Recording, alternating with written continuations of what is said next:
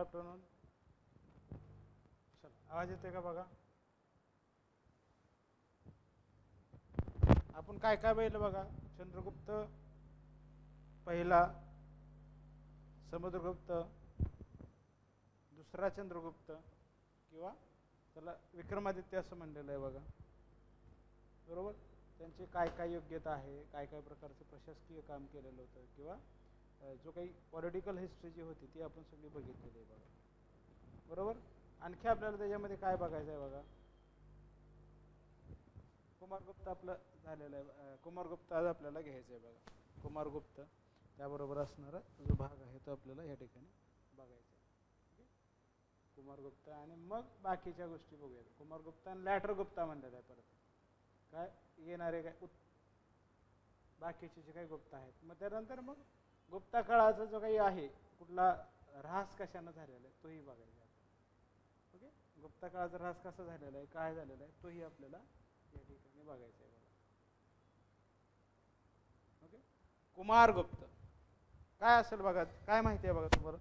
एक वारंवार फॅक्ट सांगितलेले बघा. कुमारगुप्ताबद्दलची फॅक्ट्स मी वारंवार सांगितलेले आहेत की काय फॅक्ट्स आहेत त्या संदर्भात. सगळ्यात महत्त्वाची जी फॅक्ट आहे ती सांगितली होती बघा. वारंवार सांगितली होती. जवळजवळ 3-4 वेळा तर ती फॅक्ट्स मी मेन्शन केली होती लेक्चर्समध्ये आपल्या. ओके. तर काय आठवते का बघा फॅक्ट्स ती तुम्हाला.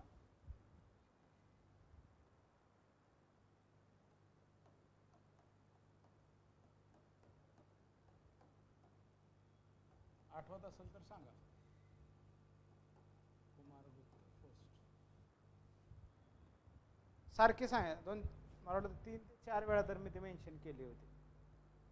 काय फॅक्ट्स असावेत. तर नालंदा विद्यापीठ जे आहे ते कुमारगुप्त पहिल्यानं बांधलेलं आहे बघा. नालंदा विहार जे आहे ते कुमारगुप्त पहिल्या यानं बांधलेलं आहे बघा. म्हणजे आपल्याला माहिती असावं की आजचं जे नालंदा विद्यापीठ दिसतंय ते तर यांच्या काळात आलेलं आहे. कोणाच्या. हे आपल्या कुमारगुप्त महेंद्रादित्य असं त्यासाठी म्हणलेलं आहे बघा. दुसऱ्या चंद्रगुप्तानंतर त्याचा पुत्र कुमारगुप्त गादीवर आला. चंद्रगुप्त किंवा विक्रमादित्य नंतर. त्याचा कालखंड काय 415 ते 455. 415 455 AD. 415 to 455 AD हे आपल्याला त्यामध्ये असणारा कालखंड म्हणून बघायला येऊ शकतो. त्यामध्ये काय बघा काय आला. त्याने 40 वर्षाहून जास्त काळ आपण पाहिले 40 वर्षापर्यंत आपल्याला समर्थपणे राज्यकारभार केला. तो शूर योद्धा. त्याने आपले वडिलोपार्जित साम्राज्य व्यवस्थितपणे सांभाळले. त्याच असं म्हणलं जातं की कुमारगुप्तांना जे काय आहे की त्याने विस्तार केला नाही. काय कुमारगुप्ताबद्दल एक सांगितलं जाते इतिहासकार सांगत राहतात की त्यांना विस्तार केला नाही पण जेवढं आहे तेवढं साम्राज्य टिकवण्याचा पुरेपूर प्रयत्न आपल्याला केलेला दिसतो बघा. एवढं साम्राज्य होतं की त्याच्या पूर्वजांनी जे कमवलेलं होतं ते ॲज इट इज ठेवायचा प्रयत्न त्याने 100% केलेला दिसतो बघा.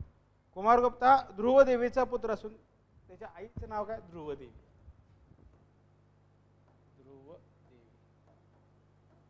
ध्रुवदेवी कोण आहे बघा ते माहिती असलं.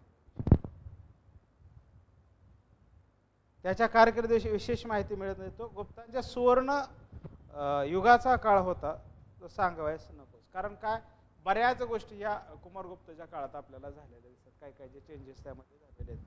विविध प्रदेशात सापडलेल्या अनेक प्रकारच्या नाण्यावर कुमारगुप्ताच्या साम्राज्यात सर्वत्र शांतता व समृद्धी नांदत असून विद्या व कला प्रगत अवस्थेत होती हे स्पष्ट होते.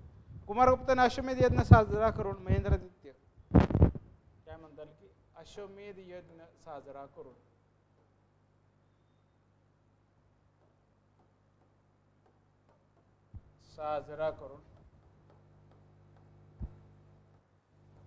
महेंद्रादित्य काय म्हणतात की हे बिरुद धारण केले.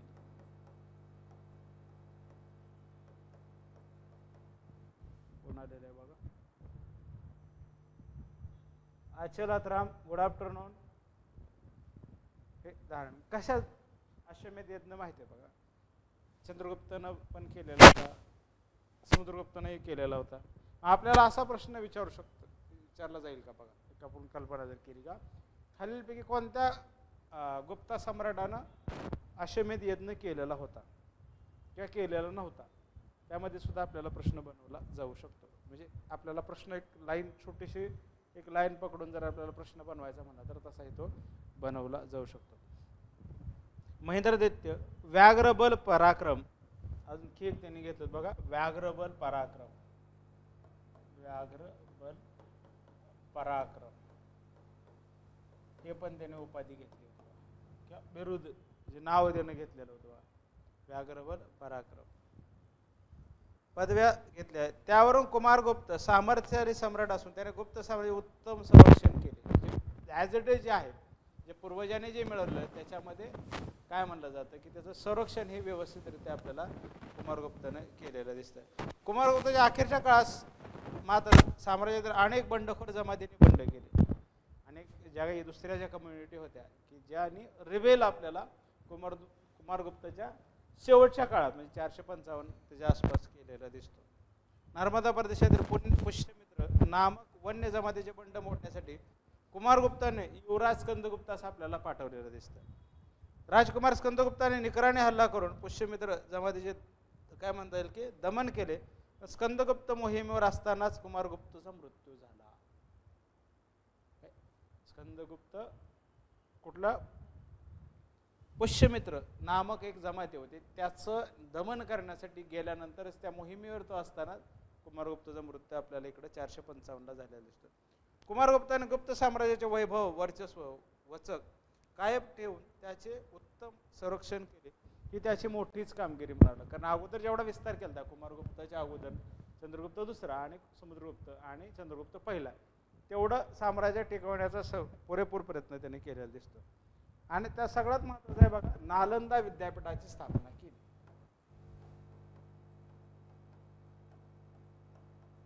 नालंदा विद्यापीठाची स्थापना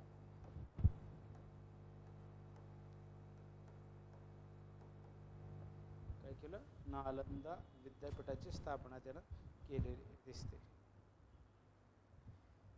हे कोण सांगतं, फायान सांगतो. फायान पण आपल्याला दिसतो. यावरून तो सहिष्णू होता याची साक्ष पडते. कुमारगुप्ताच्या मृत्यूचे गुप्ताचे सुवर्णभंग संपले असे काही अभ्यासक त्याला म्हणतात. बघा काय म्हणतात, आपली मोहीम दक्षिण मोहीम आवर्ती घ्यावी लागली.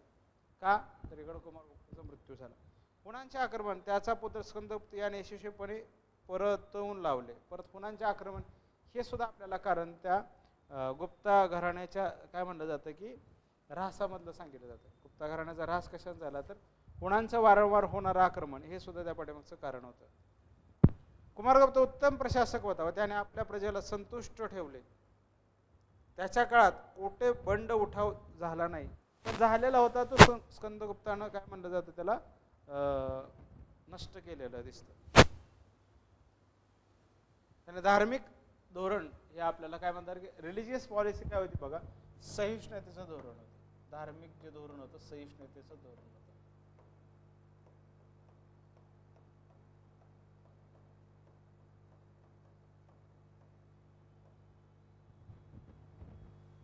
सहिष्णुता, tolerance was prevalent in the Kumaragupta first period. त्यानं काय म्हणतात, बौद्ध संघांना बुद्धाच्या प्रतिमा उभारण्यासाठी सहाय्य केले होते.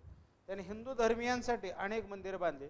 त्यांच्या काळात व्यापार भरभराटीस होता. व्यापाऱ्यांचे संघ होते. कुस्कीच्या मार्गाने व जलमार्गाने परदेशाशी व्यापार चालू होता.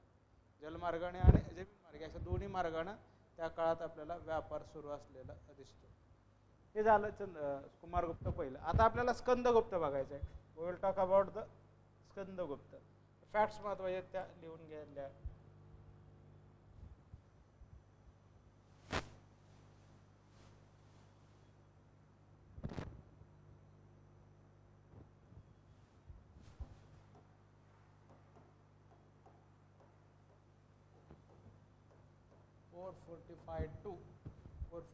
किती 467 AD. 467 AD. हुणांचे आक्रमण परतवून लावण्यात स्कंदगुप्त गुंतला असतानाच कुमारगुप्ताचा मृत्यू झाला आणि त्याच्यामुळे त्याला परत ती मोहीम आपल्याला वरती घ्यावी. या संधीचा फायदा घेऊन कुमारगुप्ताच्या ज्येष्ठ पुत्राने पुरुगुप्ताने गादी पळकावली. याचं आपल्याला एका बाजूला कोण स्कंदगुप्त आपल्याला लढाईला मोहिमेला गेला एक दमन हे जे बंड करणाऱ्याला दमन, आणि दुसऱ्या मुलांना तोपर्यंत पुरुगुप्तनं गादी बळकावली. वास्तविक पुरुगुप्त हा कुमारगुप्त ज्येष्ठ पुत्र असल्याने गादीचा कायदेशीर वारस, म्हणजे त्या काळात एक परंपरा होती की ज्येष्ठ मुलांनाच गादी सांभाळली जावी. त्यानुसार असं म्हणत कायदेशीर वारस तोच होता, पण जो लायबल होता काय म्हणतात की जी क्वालिटी होती, क्वालिटी असल्यालाच राजपुत्राला लढाई करून सुद्धा कधी कधी वारसा युद्धामध्ये जिंकावं लागत. तसं परंतु स्कंदगुप्ताला पुरुगुप्तांनी गादी बळकावण्याची जी घटना आवडली नाही. काय केलं त्यानं, पुरुगुप्ताचा पराभव करून गुप्त गादी हिसकावून घेतली. म्हणजे आपल्याला हे झाल्या याच्या अगोदर कोण आलं तर पुरुगुप्त, पण त्याच्याकडून पण त्याने जो काही आहे ते स्कंदगुप्ताने ती गादी परत मिळवलेली दिसते. हुनावरील विजयांमुळे स्कंदगुप्ताची प्रतिष्ठा वाढली, मग वर्चस्व वाढायला लागलं. एखादी लढाई जिंकल्यानंतर त्या राजकुमाराचं त्या वारसदाराचं वर्चस्व आपल्याला वाढलेलं दिसतं. सैनिकांचाही त्याला पाठिंबा मिळाला. आता मिलिटरीचा पाठिंबा मिळाल्यानंतर मग त्या काळात बघा विचार करा तुम्ही 4थ्या-5व्या शतकात काय असेल परिस्थिती. आता डेमोक्रेटिक सेटअप वेगळा आहे, काही ठिकाणी डेमोक्रेसी आहे, काही ठिकाणी ऑटोक्रेसी आहे, वेगळ्या ठिकाणी. आजच्या पॉलिटिकल स्ट्रक्चरमध्ये त्या काळातले पॉलिटिकल स्ट्रक्चर जर तुम्ही बघितलं त्याच्यामधलं तुम्हाला वेगळेपण काय असेल ते दिसेल बघा. त्याने पुरुगुप्त हुसकावून लावणे त्या सहज शक्य झालं. म्हणजे काही लोकांचा त्याला पाठिंबा मिळत गेला. पाठिंबा मिळाल्यामुळे त्याला गादी जी आहे राजगादी मिळवताना जास्त त्रासदायक झालं नाही.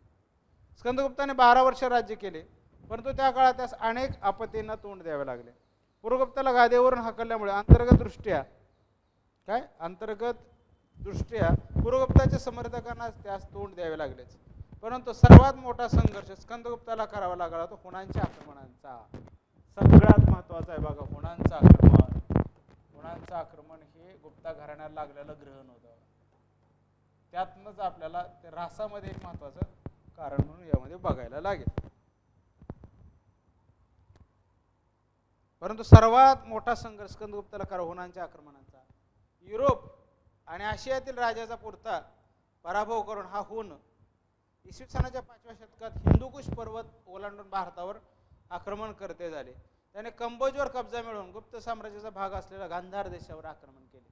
जे उत्तर आणि पश्चिम वायव्य दिशेला आपल्याला असणाऱ्या गांधारवर नियंत्रण करायला प्रयत्न केलेले की आक्रमण करायला सुरुवात केली. हुणांचे राक्षसी आक्रमण हिंसक असणारा स्कंदगुप्ताने यशस्वीरित्या परतवून लावले. ही घटना भारताच्या इतिहासात अभूतपूर्व आणि सगळ्यात महत्त्वाची मानली जाते. आणि 867 मध्ये गुप्त घराण्याचा अखेरचा प्रभावी आणि मजबूत असणारा राजा या ठिकाणी प्रकृती अस्वस्थामुळे किंवा तब्येत खराब झाल्यामुळे दिवंगत झाला. काय त्याच्याबद्दलची जी माहिती आहे बघा, काय म्हणता येईल की काशीजवळ भितरी स्तंभलेखा त्याबद्दलची माहिती मिळते. भितरी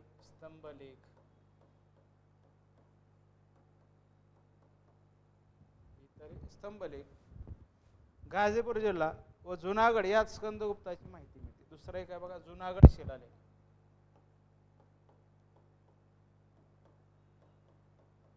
स्कंदगुप्ताबद्दल माहिती देणारे हे नाव लक्षात ठेवा, यातनं प्रश्न विचारतात, लक्षात घ्या. स्कंदगुप्ताचे भितरी स्तंभलेख आणि जुनागड शिलालेख हे दोन आपल्याला सोर्स दिसतात. स्कंदगुप्ताने आपला सावत्र बंधू पुरुगुप्त याचा पराभव करून सिंहासन काबीज केले. सिंहासनारूढ होताच त्याचा हुन नामक क्रूर, शूर व महाभयंकर अशा मध्य आशियातील जमातीचा बंदोबस्त करावा आपल्याला लागलेला दिसतो. त्यामध्ये त्यानं कंट्रोल केलं. सुमारे 3 लाख भटक्या हुनाने टोळ्याने वायव्येकडून भारतात प्रवेश करून गुप्त साम्राज्यावर हल्ले करण्यास सुरुवात केलेली दिसते. त्यातनं वारंवार आपल्याला हुनांचं आक्रमण हे गुप्ता साम्राज्याला तिकडं सारखं लक्ष द्यावं लागायचं वायव्य दिशेला. त्यातनं जे काही फायनान्शियल पण स्टॅबिलिटी निघून जायची, त्यातनं काय व्हायचं मग सारखा खर्चही व्हायचा. गुप्त साम्राज्यावर हल्ले करण्यास सुरुवात केली. हुनाने लूट, उद्ध्वस्त, जाळपोळ, कत्तल वगैरेचा सारखा हैदोस सुरू करून गुप्त साम्राज्याची शांतता आणि सुरक्षितता धोक्यात आणली. गुप्त साम्राज्य संकटात त्यामुळं आलेलं दिसतं. या स्कंदगुप्ताने धैर्य सोडले नाही. त्याने हुनांच्या महाभयंकर परकीय संकटाचा शौर्याने लढा देऊन त्याला पराभूत केला. आपण ते बघितलेलं आहे बघा. हुनांचा पराभव करणारा स्कंदगुप्त आशिया खंडातील सगळ्यात महत्त्वाचा आणि एकमेव सम्राट आहे बघा. अशा प्रकारे त्याने आपल्या विक्रमादित्य ही पदवी सार्थ करून दाखविली. प्रजेला शांतता व सुरक्षितता दिलेलं दिसतं. प्रजाहित दक्ष असणारा हा प्रशासक आहे. स्कंदगुप्त हा लोककल्याणकारी सम्राट होता. सुदर्शन तलाव फुटल्यामुळे पिके व प्रजा संकटात सापडली आणि सुदर्शन हा दुर्धर झालेला किंवा खराब झालेला जो तलाव आहे त्याला स्कंदगुप्ताने आपल्या पर्णदत्त नामक अधिकाऱ्यांना सुदर्शन जो तलाव आहे तलाव याला पर्णदत्त या अधिकाऱ्यामार्फत दुरुस्त केला.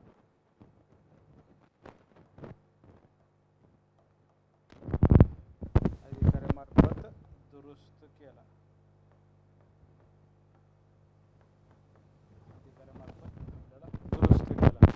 ही आपल्याला त्यामुळे ते जुनागडच्या शिलालेखमध्ये त्याचे उल्लेख दिसतो. म्हणजे प्रजाहित दक्ष असणारा लोकांचं हित लक्षात असणारा. तेव्हा स्कंदगुप्ताने आपल्या अधिकाऱ्यास सुदर्शन तलावाची दुरुस्ती केली. पुण्याच्या आक्रमणामुळे खजिना खाली झाला म्हणून काटकसरीचे आर्थिक धोरण अवलंबून सुवर्णाबरोबरच चांदीची नाणी पाडली. यास्तव त्याने सुवर्णाने विशेष आढळत नाहीत. स्कंदगुप्त भागवत धर्मी असला तरी तो सहिष्णू होता. काय होतं महत्वाचं? स्कंदगुप्त हा भागवत धर्मी होता.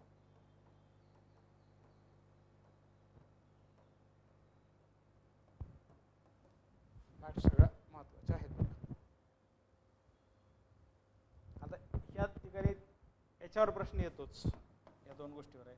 हा याच्यामधलाच येणारा भाग आहे. तिसरा 3 प्रश्न या ठिकाणी आपल्याला झालेले दिसतात आणि 4था हा प्रश्न आपल्याला टेक्स्ट मध्ये काय दिलेलं आहे त्यातलं काही प्रश्न आहेत बघा. ओके बघा. Chandragupta second was succeeded by his son Kumaragupta. We get information about certain inscription. First inscription काय बघा is about the बिलसाद inscriptions. यातनं एक प्रश्न येतो कुमारगुप्ताचा.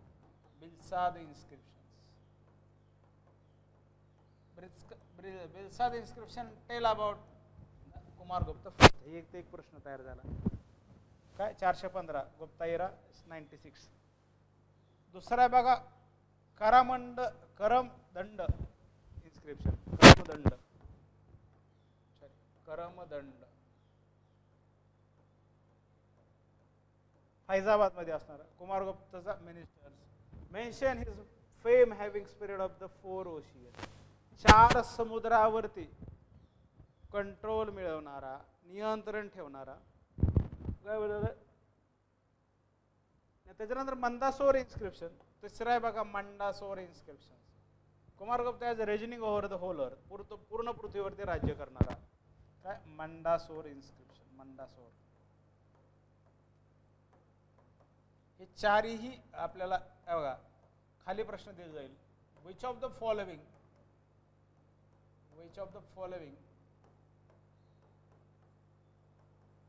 is not Kumaragupta inscriptions. या ठिकाणी हे 3 देतील. 1 2 3 आणखी 4था जो याचा भाग नाही. 4था आहे बघा Damodarpur inscriptions. Damodarpur copper blade inscription refer to him as Maharaja Dhiraj. So त्याला काय म्हणाले? दामोदर अभिलेखामध्ये दामोदर ताम्रपट यामध्ये त्याला महाराजा धीराज म्हणलेला आहे. महाराजा धीराज. हे 4ही आपल्याला क्वेश्चनचा भाग आहे. पुढचा आहे त्याच्यामध्ये रिअल फॅक्ट. पुनरावर्तन 5वा जसं आहे बघा सिल्वर कॉइन आपल्याला सापडलेला आहे. 5th is about silver coin. पुनरावर्तन भुक्ती are biggest administrative division in the empire. आणि त्यामध्येच काय महाराजा धीराज बरोबर तो काय स्वतःला गव्हर्नर म्हणतो. उपारिक. गव्हर्नर म्हणजेच उपारिक. Okay. The wide area over which is inscription are distributed indicate that he rule over the Magadha and Bengal in the east and Gujarat in the west. It has been suggested that toward the last year of is a region the Gupta empire face foreign invasion. गुप्ताला परकीय आक्रमण जे आलं त्यातनं आपण हुणांचं आक्रमण आलेलं दिसतं. ही maintain cordial relationship with Vakatakas which had been established as matrimonial alliance. Kumaragupta inscription इथं दिलेलं आहे. दामोदरपूर खाली आहे बघा. 4 इन्स्क्रिप्शन आहेत बघा. नंतर स्कंदगुप्ताबद्दल काय सांगले, Skandagupta who succeeded Kumaragupta was perhaps the last powerful rule of Gupta monarch. सगळ्यात प्रभावी असणाऱ्या गुप्ता घराण्याचा शेवटचा राजा म्हणजे Skandagupta. His position he had to fight the Pushyamitra. The country face Huna invasion from across the frontier in the north west. However, Skandagupta was successful in the throwing Huna back. It appears that these wars adversely affected the economy of empire. The gold coinage of Skandagupta bears testimony to that. In comparison to the gold coin of earlier ruler, the types of gold coins minted by Skandagupta were limited. In addition to following the earlier system of weight, he introduced a new and heavier weight for gold coin, but generally his coin had less coin in gold. काय म्हणतात की सोन्याची कमी नाही आपल्याला हे आपण वाचलेलं आहे, हे समजून घेतलेलं आहे. Moreover he appears to have been last Gupta ruler to mint silver coin. शेवटचा चांदीची नाणी पाडणारा रुलर, चांदीची नाणी पाडणारा राज्यकर्ता.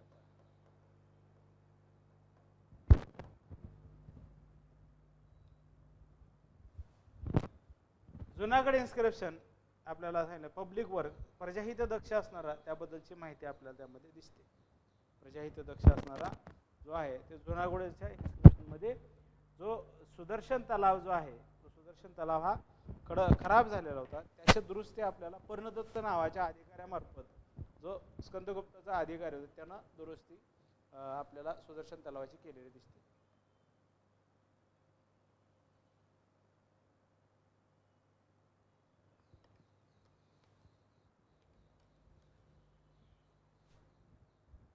पब्लिक वर्क काय आहे, Sudarshan lake originally build during the Maurya काळात आपल्याला आलेला होता हा. बस due to the excessive rain and in the early part of his rule in governor Parnadatta got it repaired.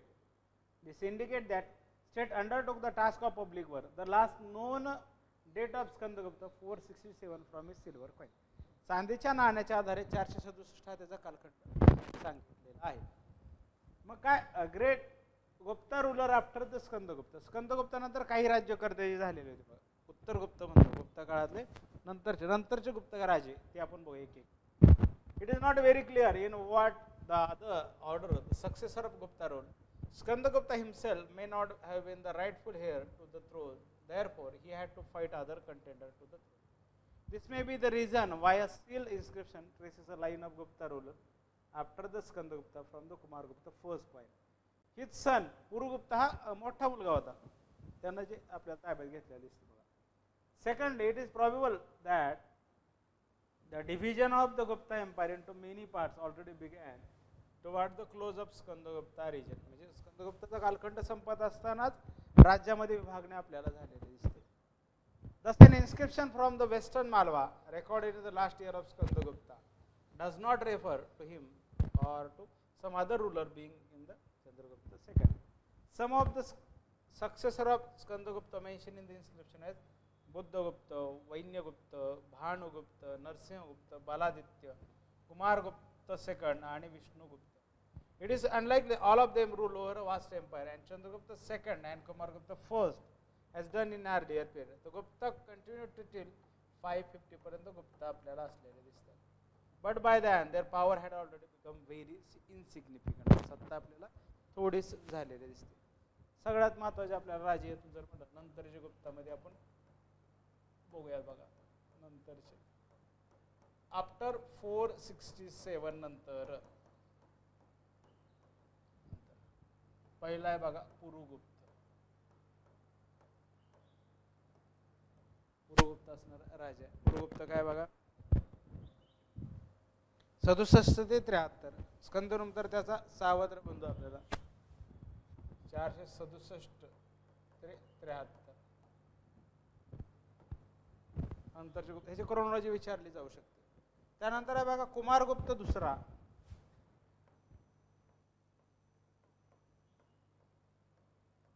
Kumaragupta second 473 to 76. 473 ते 476. तिसरा जो आहे बघा, तिसरा आहे बघा बुद्धगुप्त. काय, पुरुगुप्तानंतर त्याचा पुत्र नरसिंहगुप्त बालादित्य पहिला पदारूढ झाला. त्यानंतर त्याचा पुत्र नरसिंहगुप्त आपल्याला आलेला दिसतो. बुद्धगुप्त 73 ते 95.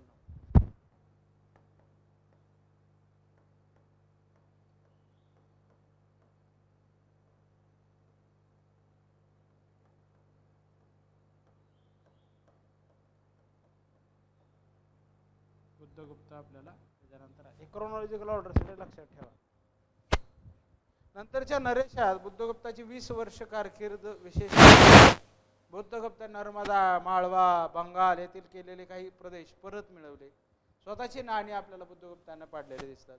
अनेक पदव्या घेतल्यात. याच्या कारकिर्दीत विदर्भातील वाकाटकांनी गुप्त साम्राज्यावर आक्रमण केले. शेवटचा त्याच्यानंतर असणारा राजा बघा भानुगुप्त. भानुगुप्त किंवा त्यालाच काय म्हणतात आहे बघा नरसिंहगुप्त बालादित्य दुसरा.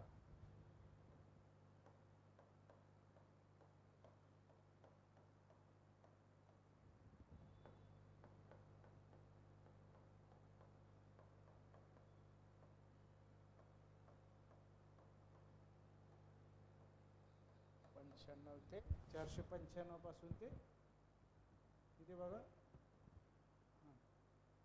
26 पर्यंत, 526 पर्यंत आपल्याला.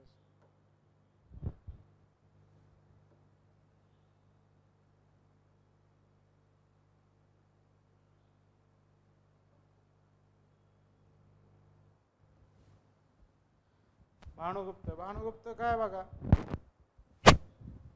बुद्धगुप्तानंतर तथागत गुप्त व वैन्यगुप्त गादीवर आले. त्यानंतर बुद्धगुप्ताचा भाऊ भानुगुप्त उर्फ नरसिंहदत्त बालादित्य दुसरा पदारूढ झाला.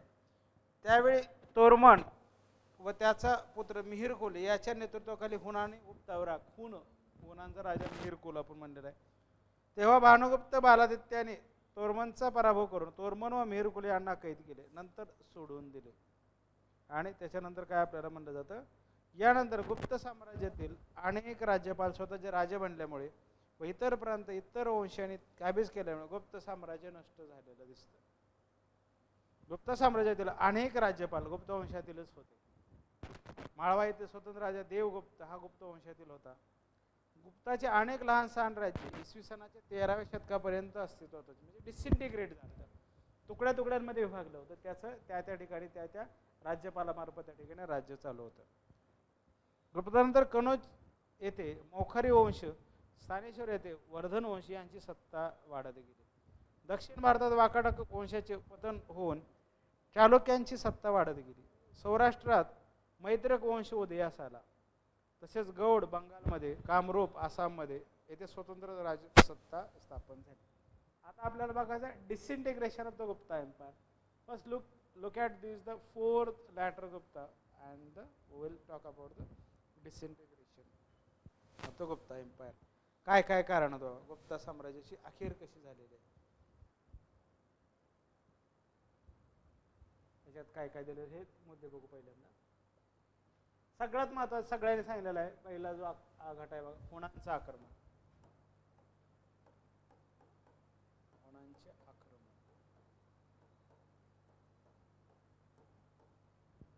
From the time of Kumargupta first, in the northwest border has been threatened by the Huna, a Central Asian tribe, Madhya Asia जमात आहे, moving in different direction and was establishing pockets of rule in northwestern, northern and western India.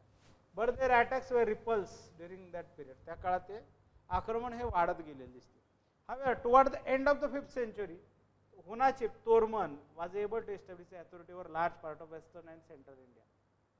म्हणजे मध्य भारतामध्ये आणि पश्चिम भारतामध्ये तोरमननं वर्चस्व गाजवून आपल्याला काही ठिकाणी काय त्याला म्हणता येईल की वर्चस्व निर्माण केलं आणि त्या ठिकाणी अथॉरिटी निर्माण केली. त्याचा जो मुलगा आहे Mihirakula further extended the dominion. Huna attack cause a major blow to the Gupta authority, particular north and western region of the empire. पश्चिम आणि काय म्हणता येईल की उत्तरेकडल्या ठिकाणी हुणांच्या आक्रमणामुळेच मोठा धक्का आपल्याला बसलेला दिसतो बघा. हुणांचं आक्रमण, ओके, ते एक आपल्याला त्या ठिकाणी बघितलं. ह्याच्यात सांगितलेले कारण काय बघा.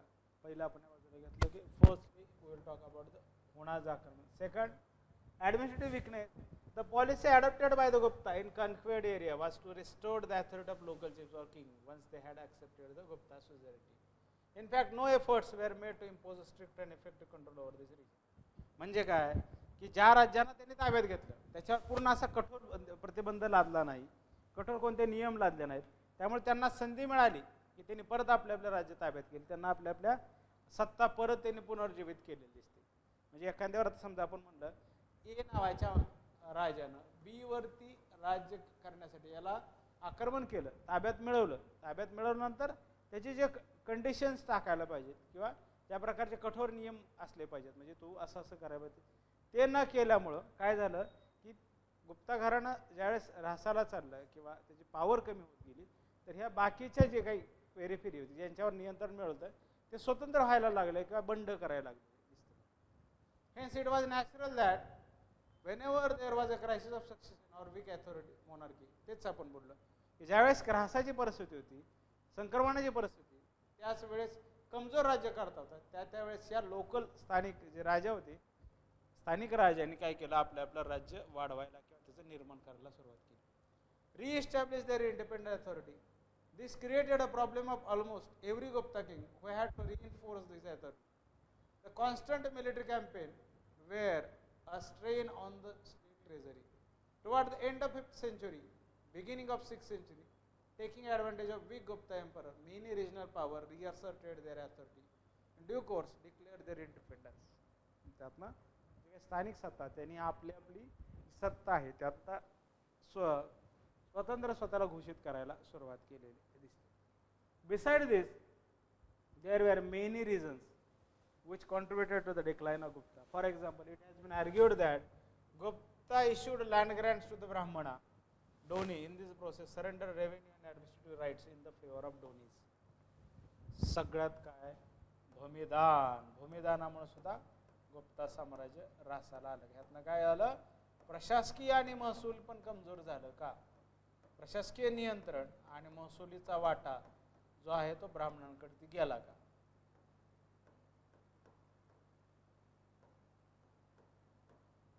Okay,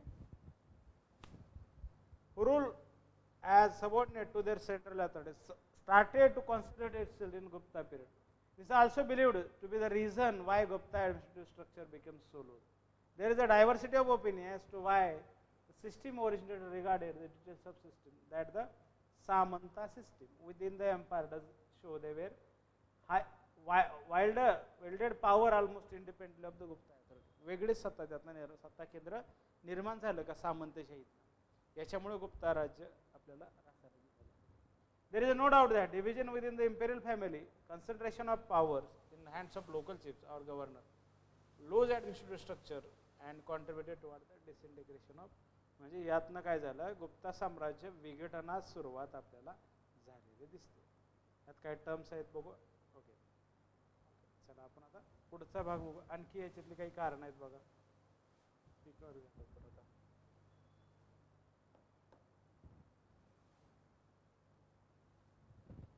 गुप्ता घराण्याची सगळे आपण पॉलिटिकल हिस्ट्री बघितली. आता डिसइंटिग्रेशनची कारणं बघा. गुप्ता घराण्याच्या ऱ्हासाची कारणं 1 by 1 सगळे लिहून घेऊ.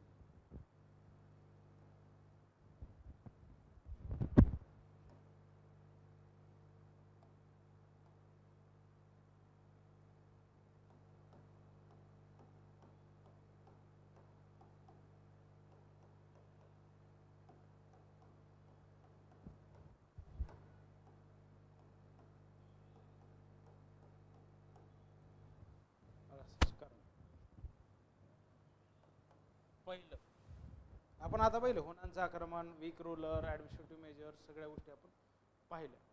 त्याच्यानंतर आपल्याला बघायचं आहे बघा वारसा नियम नाही. बघा वारसा नियमन त्या ठिकाणी वॉर ऑफ सक्सेशन नाही, वारसा नियमन नाही, कोणत्या प्रकारचं वारसा नियमन नाही. म्हणजे कोणी राज्य करा. आपण पूर्वगुप्तच्या बाबतीत बघितलं, आणखी काही याच्यामध्ये दिसतं बघा. म्हणजे ज्याला जसं पॉवरफुल आहे त्यानं सत्ता आपल्याला मिळवलेली दिसते. सत्तारूढ सम्राटानंतर सिंहासनावर कोणी बसावं याबद्दल नियम नव्हता. त्यामुळे प्रत्येक राजकुमाराचा सिंहासनावर खेळडोळा असे. या सत्ता संघर्षात बळी तो गादी वळकावी अशा प्रकारची स्थिती होती. यामुळे इतर राजकुमार त्यांचा सहकारी वर्ग असंतुष्ट असते. अशा असंतोषाच्या भडक्यात गुप्त साम्राज्य नेहमीच होरपळून निघत होते.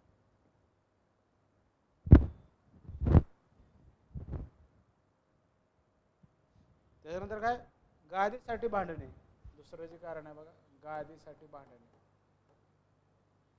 गादी इन द सेन्स राजगादी, त्यासाठी सातत्यानं आपल्याला संघर्ष सुरू असलेला दिसतो. काय दिसतं, स्कंदगुप्तानंतर गुप्त साम्राज्य संपेपर्यंत गादीसाठी सतत संघर्ष सुरू होता. सत्तारूढ सम्राटाला हुसकावून गादी मिळवण्याच्या प्रयत्नामुळे सम्राटाचे आसन नेहमीच डळमळीत राहिले. सतत ते अस्थिर असलेलं दिसतं. सातत्यानं त्याच्यामध्ये स्थिरताही आपल्याला असलेली दिसत नाही. पुढं काय बघा, परिणामी राजकारभाराकडे दुर्लक्ष होऊन सर्वत्र अंधाधुंदी माजली. म्हणजे सतत कॅओटिक लाईक सिच्युएशन निर्माण झाली. या संधीचा फायदा घेऊन मांडलिक राजाने गुप्तांचे सार्वभौमत्व झुगारून दिले. त्याचबरोबर दुर्बल वारसदार, त्यातनं काय झालं, दुर्बल वारस ही आपल्याला याच्या ऱ्हासामधलं कारण दिसतं. ऱ्हासामधलं स्कंदगुप्तानंतर सिंहासनारूढ झालेले गुप्त राजे संपूर्ण साम्राज्यात आपला हा हक्क किंवा वचक बसवू शकले नाहीत. आणि फक्त बुद्धगुप्त बालादित्य दुसरा हा अपवाद म्हणता येईल. नंतर यादी युद्ध, इंटरनल काय सिव्हिल वॉर पण आपल्याला सिव्हिल वॉर लाईक सिच्युएशन निर्माण झालं. म्हणजे स्थानिक लोकांचे किंवा स्थानिक जे प्रमुख होते त्या लोकांचे आपल्या सत्तेसाठी जे वाद सुरू झाले. काय म्हणता येईल, गुप्ताच्या अखेरच्या काळात गुप्त वंशातील राज्यपाल व इतर अधिकारी वर्ग सर्वत्र स्वतंत्र राज्य झाले. माळव्यात तर यशोवर्मन नावाचा चिमुकला स्थानिक अधिकारी माळव्यातील मोठा राजा बनला. आता गुप्त साम्राज्यात ठिकठिकाणी अनेक गुप्त व इतर राजे होते. यासाठी वंश परंपरागत अधिकारी हा सगळ्यात महत्वाचा पॉईंट आहे बघा. वंश परंपरागत अधिकारी, एकाच घरातला अधिकारी वर्षानुवर्ष राहणार. म्हणजे आता एखाद्याला मंत्री केलं तर त्याच घरातला पिढ्याने पिढ्यात त्याच घरातला अधिकारी राहणार. त्यातनं काय झालं, अधिकार क्षेत्रच त्यांच्याकडे गेलं, त्यातनंच नियंत्रण वाढलं गेलं. मग त्यातनं सत्ता आणखी विघटन व्हायला पॉवरफुल ते झाले. एकाच घराला वंश परंपरागत अधिकारभर ठेवण्याच्या पद्धतीमुळे अकार्यक्षम, अनुभव नसणारे, अप्रामाणिक आणि स्वार्थी अधिकाऱ्यांचा वर्गाचा उदय झाला. आणि सरंजामशाही पण आपल्याला, सामंतशाही पण आपण म्हणता येईल त्याला, सरंजामशाही पण आपल्याला कशी वाढलेली तीही बघायला पाहिजे.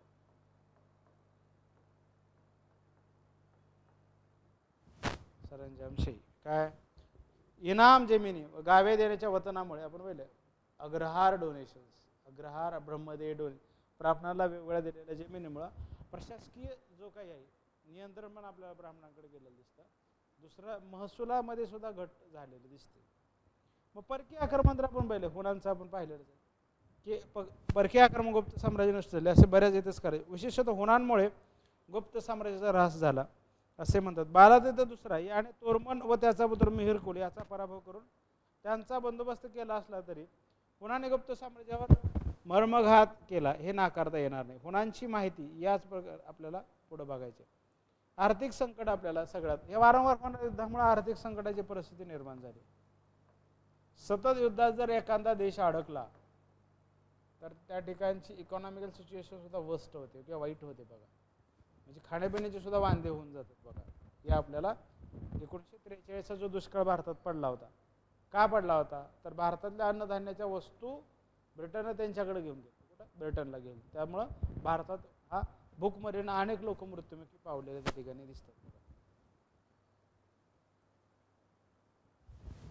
सतत चालणाऱ्या युद्धामुळे गुप्त साम्राज्याचे आर्थिक दिवाळे निघाले.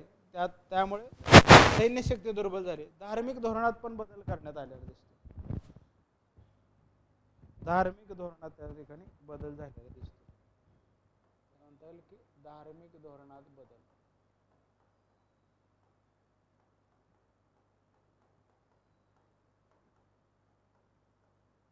धार्मिक धोरणात बदल. प्रारंभीच्या गुप्त सम्राटाचे धार्मिक धोरण नंतरच्या गुप्त राजाने स्वीकारले नाही. समुद्रगुप्त, चंद्रगुप्त वगैरे सम्राटाचा वैदिक धर्माकडे कल होता, तर बुद्धगुप्त, बालादित्य वगैरे राजे बौद्ध धर्माकडे झुकले होते. त्यामुळे धार्मिक गोंधळ उडाला. परराष्ट्रीय धोरणात पण बदल झाला. सम्राट समुद्रगुप्त व चंद्रगुप्तासारखे विवाह संबंध भेदपूर्ण परराष्ट्रीय धोरण नंतरच्या गुप्त राजांना साधले नाही. म्हणजे जसं समुद्रगुप्ताने केलं होतं किंवा चंद्रगुप्ताने केलं होतं, तर जसं काय म्हणतं वैवाहिक संबंधाच्या आधारे आसपासच्या राजांना मित्रपक्ष करायचं, त्यांनाही आपल्याबरोबर घ्यायचं, त्याची आघाडी करायची, तसं बाकीच्या राजांना काही जमलेलं नाही. नवीन राजवंशाचा उदय पण त्यातनं झाला बघा. म्हणजे काय काय झालं, गुप्तांच्या दुर्बलतेचा फायदा घेऊन ठिकठिकाणच्या गुप्त राजाविषयी राजवंशाशिवाय इतर अनेक राजवंशाचा उदय झाला. स्थानेश्वरचा वर्धनवंश, कन्नौजचा मोखारी वंश, वल्लभीचा सौराष्ट्र, मैत्रक वंश, माळव्याचा यशोवर्मन वंश आणि मगध व बंगालमधील अनेक गुप्त राजवंश यांच्या उदयामुळे गुप्त साम्राज्य तुकडे होऊन ते नष्ट झालं. म्हणजे थोड्या थोड्या तुकड्यांमध्ये त्याची विभागणी झाली आणि ते नष्ट झालेलं दिसतं. छोट्या छोट्या ह्याच्यामध्ये त्याची विभागणी झाली आणि ते नष्ट झालं. एकेकाळी काय म्हणलं जातं, काय कीर्ती शिखरावर असलेलं गुप्त साम्राज्य स्कंदगुप्तानंतर उतरण्याला कसं लागलं ते आपण आता बघितलं. निसर्ग गुप्त साम्राज्य कीर्ती शिखरावर पोहोचले, त्यावरून खाली येणे निसर्ग नियमानुसार घडले. म्हणजे एखादी सत्ता निर्माण होते, ते कधी ना कधी पडणार तर आहे, तसं आपल्याला त्यामध्ये झालेलं दिसतं. आपण पाहिलं वंश परंपरागत घराणे आपल्याला जे काय आहे ते त्यामध्ये एकाच घराण्यात जन्मलेले सर्व वारस समान कर्तृत्वाचे नसतात, तसं आपल्याला या ठिकाणी पण झालेलं दिसतं. म्हणजे ज्या ज्या आहे अशा वंश सिद्धांत गुप्त घराण्यात चंद्रगुप्त, समुद्रगुप्त, विक्रमादित्य असे काही प्रभावी राजे झाले. स्कंदगुप्तानंतर दुबळे जन्मले. गुप्तांचे अफाट साम्राज्य त्यांना पेलणे शक्य नव्हते. आपण जे बघितलं तेवढं क्वालिटी किंवा तेवढे कॅलिबर, तेवढी इफिशियन्सी असली पाहिजे, वीक रूलर निर्माण झालेले दिसतं. साम्राज्याचा प्रचंड विस्तार हे एक आपल्याला या राजांना झेपला नाही. काय म्हणता येईल की साम्राज्याचा प्रचंड विस्तार जो आहे या राजांना तो पेललाच नाही. साम्राज्याचा प्रचंड विस्तार या ठिकाणी तो पेलला गेला नाही. गुप्त साम्राज्याच्या प्रचंड विस्तारामुळे आर्थिक साधन संपत्ती भरपूर प्रमाणात काय म्हणता उपलब्ध झाले असले तरी तितक्याच मोठ्या प्रमाणात आर्थिक, राजकीय आणि प्रशासकीय समस्याही निर्माण झाल्या. वेळीच त्याची उकल न झाल्याने या समस्येने गुप्त साम्राज्य गिळंकृत केले. वारसा युद्ध बघितले, वारसा युद्ध आपल्याला सतत असलेले सततचा संघर्ष, त्यामुळं भावभावामध्ये सत्तेसाठी सतत राजकुमाराचा गादीवर असणारा डोळा. दुर्बल सैनिकी सामर्थ्य, तेवढा पॉवरफुल रूलर न मिळाला राज्य करते का सैनिक पण आपल्याला तसेच झालेले दिसतात. सामर्थ्यशाली सैनिक शक्तीच्या जोरावर साम्राज्य चालवण्याच्या काळात गुप्तांचे सैन्य दुर्बल झाल्याबरोबर अन्य साम्राज्य आक्रमणाला गुप्त काय म्हणलं जातं त्याला बळी पडलेले दिसतात. प्रांतपालाचे बंडे आपल्याला सगळ्यात महत्त्वाचं काय बघा, प्रांतपाल जो आहे बघा, हे आपल्याला याच्यात राहिलेलं आहे बघा. प्रांतपालाची बंडे म्हणजे जे काय, जे प्रांत प्रमुख होते, ज्यांना प्रांतावरतीच नेमणूक केली होती, त्यांनीच बंड करायला सुरुवात केली. मग काय झालं, सत्ता आणखी खिळखिळी व्हायला सुरुवात झाली. चंद्रगुप्त, समुद्रगुप्त, विक्रमादित्य यांच्या काळात केंद्रीय सत्ता बळकट होती. म्हणजे केंद्रीय सत्ता दुर्बल व्हायला लागली आणि परिघावरचे लोकही मजबूत व्हायला लागले. केंद्रपरिक सिद्धांत जर आपण लावला सामंतशाहीचा, तसं ह्या ठिकाणी झालेलं दिसतं. तोपर्यंत विविध प्रांतातील प्रमुख नियंत्रणाखाली होते. म्हणजे काय, समुद्रगुप्त असू द्या, चंद्रगुप्त, विक्रमादित्य, जोपर्यंत हे सत्तेत होते तोपर्यंत परिघावरचे राजे सुद्धा यांना लायबल म्हणजे लॉयल राहायचे. जसा वीक रूलर आला तसं प्रांत प्रमुखांना पण एक आपल्याला आपलं साम्राज्य असावं, आपले आपले एक काय म्हणता येईल की वेगळी ओळख असेल, या प्रकारची भावना निर्माण झाली. अशा वेळी प्रांत प्रमुखाने उठाव करून ओघाने घडून आले व साम्राज्याला तडे जाऊ लागले व शेवटी ती कोसळली. पुणांचं आक्रमण आपण बघितलेलंच आहे, काय झालेलं आहे. सीमावर्ती भागाकडे दुर्लक्ष हा सगळ्यात महत्त्वाचा भाग आहे.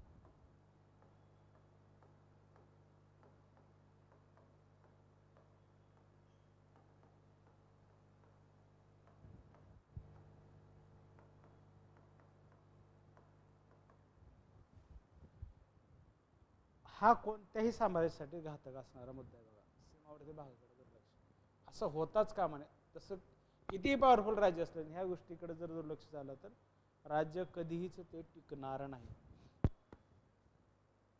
स्वामीनिष्ठ प्रांतात काय साम्राज्य सीमावर्ती प्रांतात स्वामीनिष्ठ राष्ट्रनिष्ठ प्रांतपालाच्या नियुक्त्या स्कंदगुप्ताच्या काळात नंतरच्या राजांनी केल्या नाही. त्याचा परिणाम परकीय आक्रमणास वाटा मोकळ्या करण्यात झाला.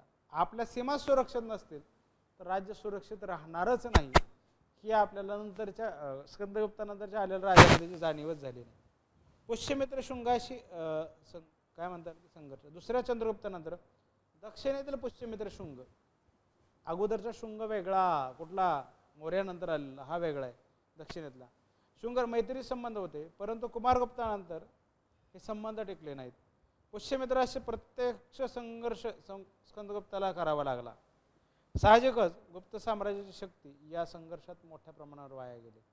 आर्थिक समस्या आपण बघितलं, आर्थिक समस्या काय काय निर्माण झालेल्या होत्या. मोठ्या साम्राज्याच्या आर्थिक समस्या तितक्याच मोठ्या असतात. म्हणजे विशेषतः दैनंदिन खर्चासाठी महसुली उत्पन्न कर वसुली कमी झाल्यास राज्य चालवणे कठीण होते. कारण तेवढं चालवण्यासाठी तुम्हाला सैन्याचा पगार आहे, शासन चालवायचं आहे, राजदरबार चालवायचा आहे, बाकीच्या वेलफेअर कामं करायची आहेत. तर ह्या गोष्टी आर्थिक समस्यातून आलेल्या दिसतात. गुप्त घराण्यातील कर्तव्यहीन राजामुळे प्रजा असंतुष्ट झाली, कर देण्यास काकू करू लागले, साहजिकच उत्पन्न घटले, तितक्या प्रमाणात आर्थिक समस्या निर्माण झाल्या व साम्राज्याचे पतन आठवड झाले. नंतर काय 12 बौद्ध धर्माचा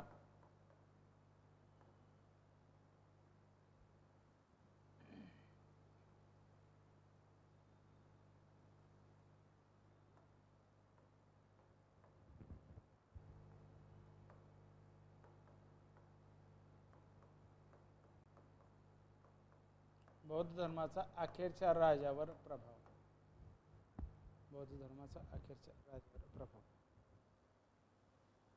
गुप्त राजे मुख्यतः हिंदू वैदिक धर्मानुयायी होते. ते परधर्म असहिष्णू होते, परंतु दुसऱ्या नरसिंहाने बौद्ध धर्माविषयी अतिसहिष्णुता दाखवून शत्रू पक्षाच्या मिहीर कुलास सोडून दिले. ही चूक त्याच्या व साम्राज्याच्या अंगाशी आली. वाकाटाकांचे शत्रुत्व हा सगळ्यात कोरचा पॉईंट आहे बघा. जे आलाय होते तेच विरोधात गेले दिसतात बघा. वाकाटकांचे शत्रुत्व.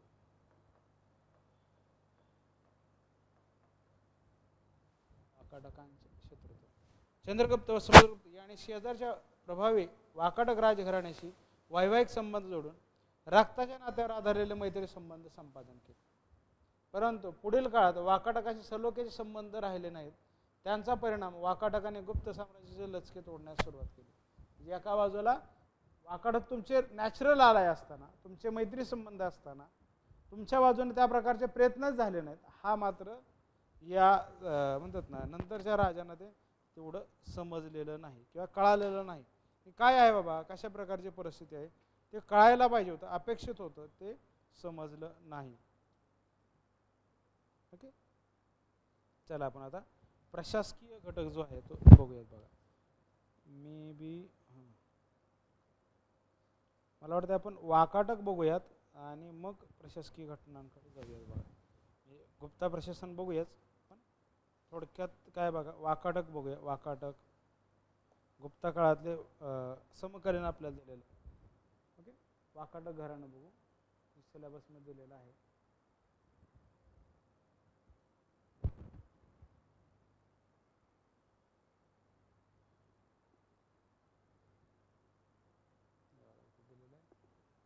डन दिस पॉलिटीपर्यंत आलेलं. आता आपल्याला इकॉनॉमी वगैरे बघायचीच आहे, ॲडमिनिस्ट्रेशन वगैरे बघायचं आहे. आपण गुप्ता वाकाटक, आता गुप्ता बघितले आपण आतापर्यंत, आता वाकाटक बघू. ओके, पटपट पटपट वाकाटक आज संपू आणि मग बाकीच्या गोष्टी उद्याच्या लेक्चर्समध्ये घेऊया. प्रशासकीय घटक काय, आर्थिक परिस्थिती काय, कशी आहे, काय आहे, सगळ्या घटना आपण उद्याच्या लेक्चर्समध्ये घेऊयात.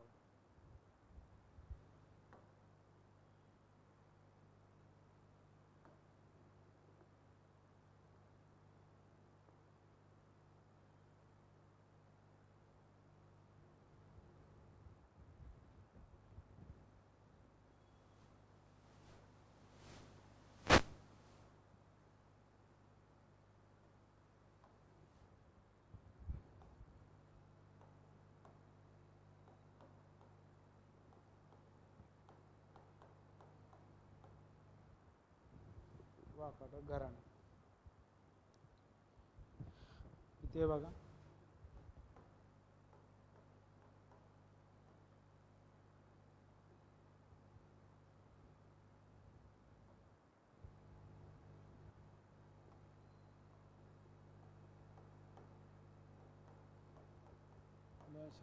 ते 550,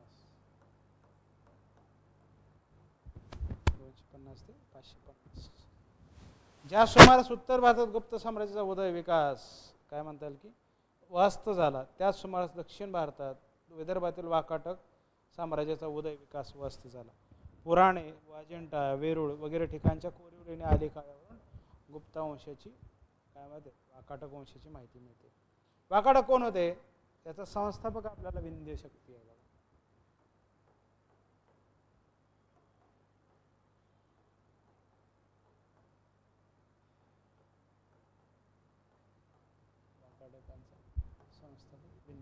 संस्थापक आणि साम्राज्य असे जोड्या लावायचा प्रश्न येणं अपेक्षित आहे.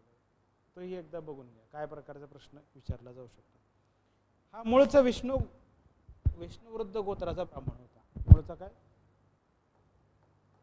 विष्णुवृद्ध गोत्राचा ब्राह्मण. कोण? विंध्य शक्ती. म्हणजे ब्राह्मण वंश आपल्याला चालवणारा हा पहिला जे काय आहे तो.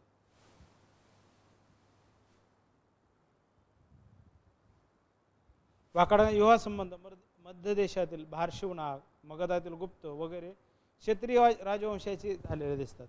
यावरून वाकाटक वंशाचे संस्थापक विंध्य शक्ती हा मूळचा कोणी असला तरी त्याचे घराणे हे वृत्तीने आणि कृतीने पूर्णपणे क्षत्रिय होते हे सिद्ध होते.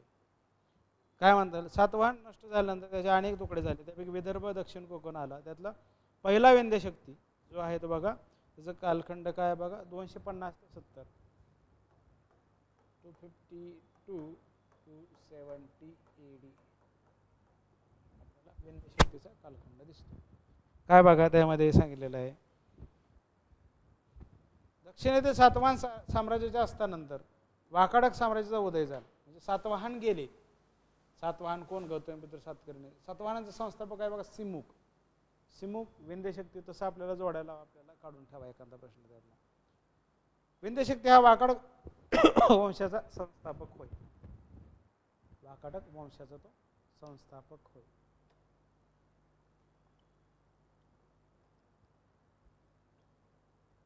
विंध्य शक्तीने इसवी सनाच्या 3ऱ्या शतकात विदर्भात आपले राज्य स्थापन केले.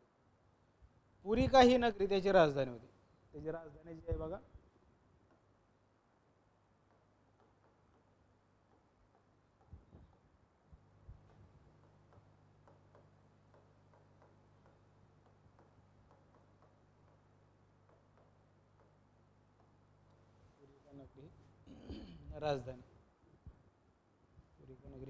राजधानी होती. काय तो दानशूर होता. विंध्य शक्ती विष्णुवृद्ध गोत्राचा होता. नंतर तो बौद्ध बनला. पुन्हा त्याने वैदिक धर्म स्वीकारला. म्हणजे मध्ये आपलं त्याचं स्थित्यंतर झालेलं दिसतं. त्यानंतरचा राजा आहे बघा हा आपण पहिला घेतला. त्याच्यानंतर पहिला प्रवरसेन.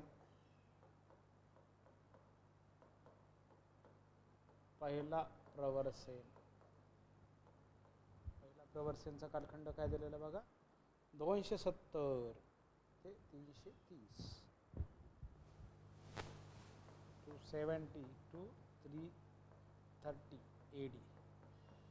230 ते 270 ते 330. विंध्य शक्तीनंतर त्याचा पराक्रमी पुत्र पहिला प्रवरसेन पदारूढ झाला. प्रवरसेनाने नर्मदा नदीपासून काय म्हणतात की नर्मदा नदीपर्यंत वाकाटक साम्राज्याचा विस्तार केला. 7 प्रकारचे यज्ञ आपल्याला केलेले दिसतात बघा. 4 अश्वमेध यज्ञ आपल्याला केले. काय म्हणतात की 7 प्रकारचे यज्ञ.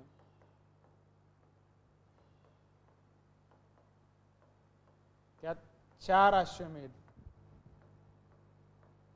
One of the highest Ashvamedha in Indian history. 4 अश्वमेध ही यज्ञ केले. सम्राट ही पदवी घेतली. पुराणातील माहितीवरून प्रवरसेना 4 पुत्र असून त्याने आपले राज्य वाटून दिले असे दिसते. फक्त गौतमीपुत्र सर्वसेन या 2 पुत्राबद्दल निश्चित माहिती मिळते. गौतमीपुत्र आणि सर्वसेन गौतमीपुत्र याचा विवाह मध्य देशाच्या भारशिवना घराण्यातील भवनाग राजाच्या कन्याशी झाला. ते 2 मुलं होते, गौतमीपुत्र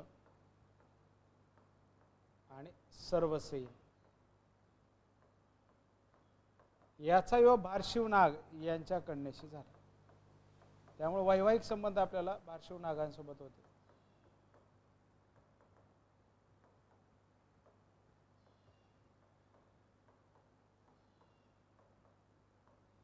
भारशिवनाग या कन्याशी विवाह आपल्याला झालेला दिसतो. भवनाग राजाच्या कन्याशी विवाह झाला. हिने रुद्रसेन पाहिला या जन्म दिला. रुद्रसेन जो पॉवरफुल, हिचा पंत रुद्रसेन दुसरा, कोणाचा, हिचा पुत्र रुद्रसेन दुसरा याचा विवाह प्रभावती गुप्ताशी झालेला दिसतो. रुद्रसेन पहिला याचा विवाह प्रभावती गुप्ता घराण्यासोबत वैवाहिक संबंध आलेले दिसतात. अशा प्रकारे मध्य देशातील नाग, मगधातील गुप्त आणि विदर्भातील वाकाटक एकमेकांचे नातेवाईक. नाग, गुप्त आणि वाकाटक एकमेकांचे नातेवाईक झाले. प्रवरसेनाचा दुसरा पुत्र सर्वसेन हा वत्सगुल्म काय म्हणतात वाशिम जिल्हा अकोला येथून आपल्या स्वतंत्र राज्याचा कारभार पाहू लागला. हा वाकाटक वंशातील आपल्याला काय म्हणलं जातं सर्वात बलशाली राजा होता. कोणता? पहिला प्रवरसेन. त्याने उत्तरेस पुरिका नगरी जिंकून घेतली आणि आपली राजधानी केली.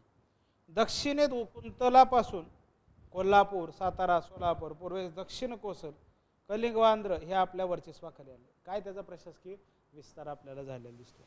प्रवरसेन वैदिक धर्मानुयायी होता. काय होता? वैदिक धर्मानुयायी, वैदिक धर्माचा धर्मानुयायी, वैदिक धर्मानुयायी होता आपल्याला दिसतो. वैदिक धर्माचं पालन करणारा.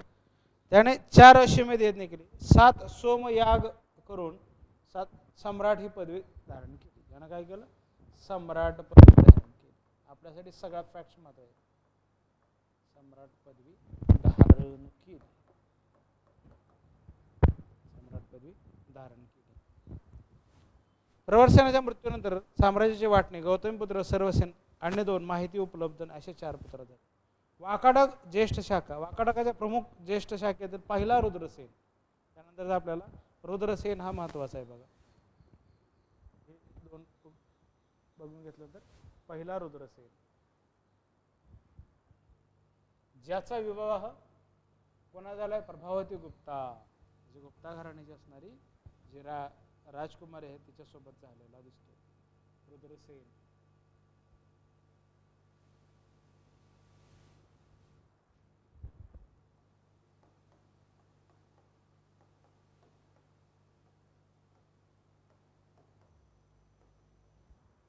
पहिला रुद्रसेन.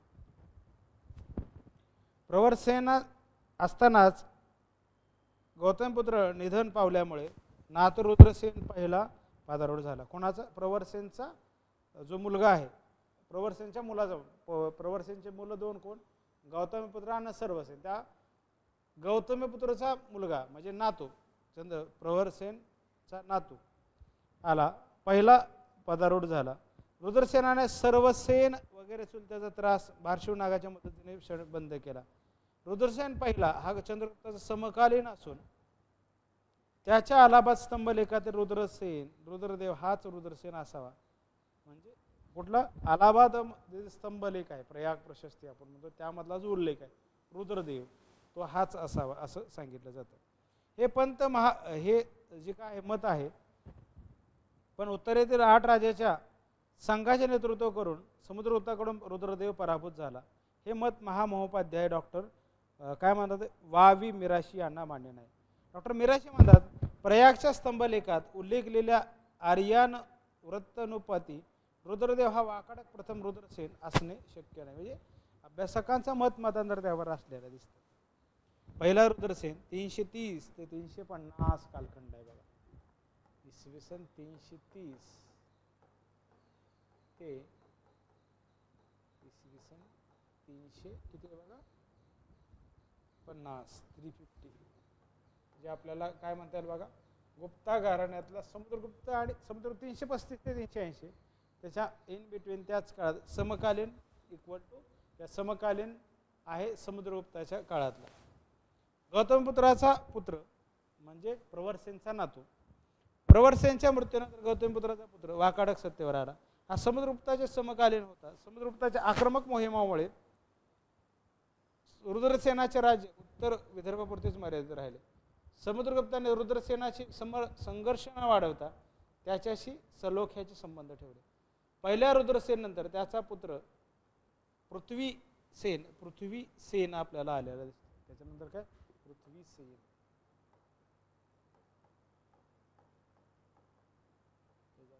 काय पृथ्वीसेन पहिला पृथ्वीसेन 350 ते 400.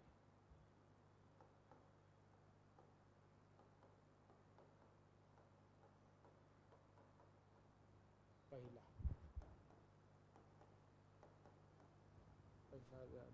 जो आहे त्याच्यामध्ये काय त्याने सांगितलं बघा. वाकाटक राजा झाला. समुद्रगुप्ताच्या काळातील वाकाटकांची ज्येष्ठ शाखा आहे बघा. आपण जे बघतोय ते वाकाटकांची ज्येष्ठ शाखा म्हणजे कोणाचे गौतमीपुत्राची. वाकाटकांची ज्येष्ठ शाखा गौतमीपुत्र त्याकडून आलेली शाखा. आपण सर्वसेनची बघत नाही. त्याच्यानंतर सर्वसेनची पण बघूया. ही ज्येष्ठ शाखा आहे म्हणजे वाकाटक श्रेष्ठ जी काही जसं आपण बघा कोल्हापूर गादी आणि सातारा गादी म्हणतो तसं आपल्याला ही ज्येष्ठ शाखा आहे. समुद्रगुप्ताच्या काळातील सलोख्याचे संबंध दुसऱ्या चंद्रगुप्ताने पहिल्या पृथ्वीसेनाच्या काळातही चालू ठेवले. त्याने आपली कन्या प्रभावती हिचा विवाह पृथ्वीसेनचा पुत्र दुसरा रुद्रसेन सोबत केलेले दिसते. पहिला रुद्रसेन आणि दुसरा रुद्रसेन.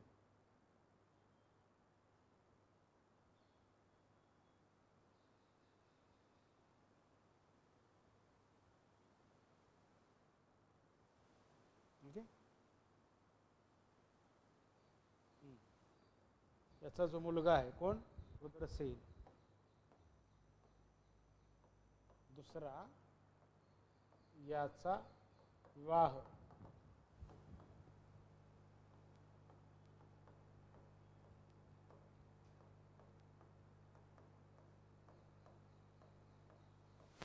प्रभावती गुप्तासोबत झालेला दिसतो. दुसऱ्या चंद्रगुप्ताने पहिल्या पृथ्वीसेनाच्या काळातही चालू ठेवले. त्याने आपली कन्या प्रभावतीचा विवाह पृथ्वीसेनचा दुसरा जो पुत्र आहे दुसरा रुद्रसेन याच्याशी घडवून आणला. मालविका गाग्निमित्र हे कालिदासाचे नाटक याच घटनेवर आधारित आहे. काय मालविका गाग्निमित्र जे कालिदासाचं नाटक आहे याच्यावरच बेतलेलं आहे. पृथ्वीसेनाने वाकाटक साम्राज्याची राजधानी नागपूर नजीक नंदीवर्धन येथे आणली. नागपूर नजीक नंदीवर्धन येथे राजधानी आणली.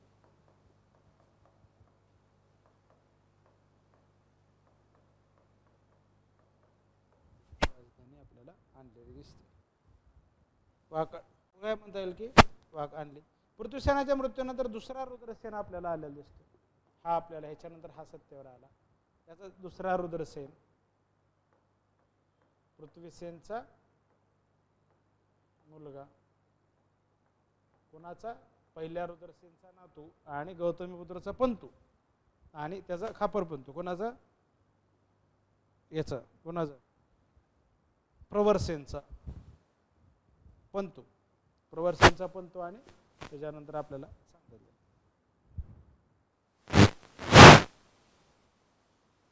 पुढं काय सत्तेवर आला.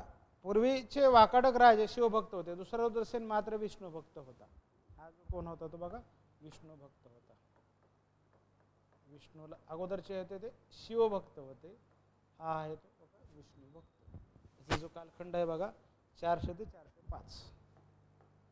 400 to 405 AD. 400 to 405 AD.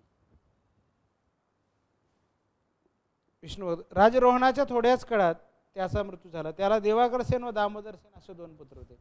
काहीच्या मध्ये 3 पुत्र होते. दुसऱ्या रुद्रसेन नंतर दिवाकर सत्तेवर आला. दिवाकरसेन सत्तेवर आला. याच्यानंतर दिवाकरसेन सत्तेवर आला. तो किती आहे बघा 405. कालखंड काय दिवाकरसेनचा 420 पर्यंत आपल्याला असलेला दिसतो. या बाजूला जर आपण बघितलं तर स्कंदगुप्तच्या अगोदर कुमारगुप्तचा कालखंड आपल्याला दिसतो. 415 पर्यंत आपल्याला चंद्रगुप्त दुसरा दिसतो. त्या बाजूला जर बघितलं आपण बघितलं 415 नंतर आपल्याला कुमारगुप्त आहे. तसं या ठिकाणी आपल्याला रुद्रसेन दिवाकरसेन दिसतो. हा अल्पवयीन असल्याने त्याची कर्तबगार माता प्रभावती गुप्ता हिनं राज्यकारभार चालवला. कोण? दिवाकरसेन लहान असल्यानं जी गुप्ता घराण्याची जी कन्या आहे त्या प्रभावती गुप्ताने तो राज्यकारभार हाती चालवला. तिच्या वडिलाने म्हणजे दुसऱ्या चंद्रगुप्ताने आपल्या कन्येच्या मदतीसाठी गुप्तांचे वरिष्ठ अधिकारी पाठवले असावेत. कालांतराने दिवाकरसेनच्या हाती प्रत्यक्ष सत्ता आली. तोही थोड्याच दिवसात मृत्यू पावला. त्याच्या मृत्यूनंतर त्याचा कनिष्ठ बंधू दामोदर सेन आला. त्यानंतर आपल्याला आलेला दिसतो कोण? दामोदर सेन.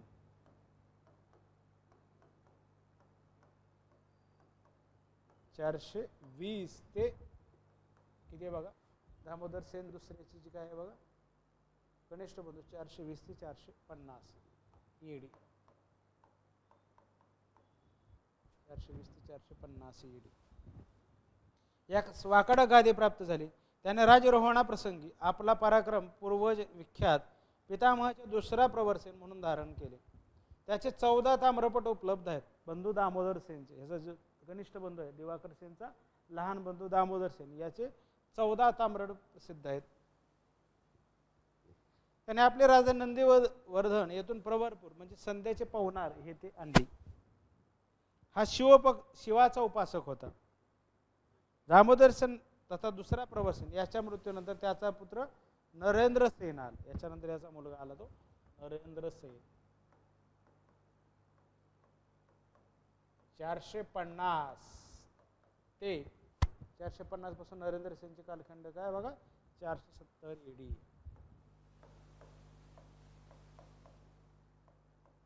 450 पासून 470 ईडी सिंहासनाधीश झाला. त्याच्या काळात गुप्तांची उत्तर भारतावर पकड ढिली झाली. याचा फायदा घेऊन नरेंद्र शहाने कोसल, मेखल, मालव येथील राजांना आपले अधिपत्य मान्य करावयास लावले. नरेंद्र सेनानंतर दुसरा पृथ्वीसेन आला. त्याच्यानंतर काय म्हणतात की दुसरा पृथ्वीसेन.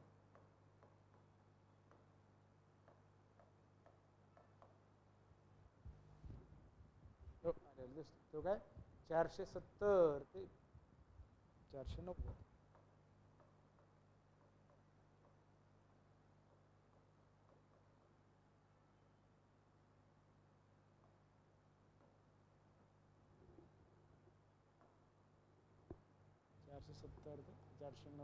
ईडी दुसरा पृथ्वीसेन आपल्याला गादीवर आलेला दिसतो.